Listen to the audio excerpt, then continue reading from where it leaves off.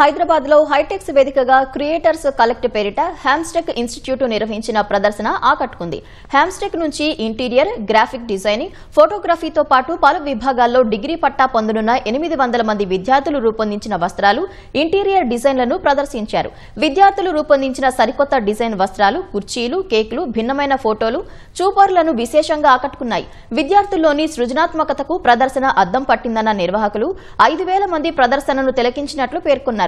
చేనేతకు ఊతమిచ్చే డిజైన్లను విద్యార్థులు రూపొందించారని హ్యామ్స్టెక్ వ్యవస్థాపకురాలు అజితారెడ్డి పేర్కొన్నారు.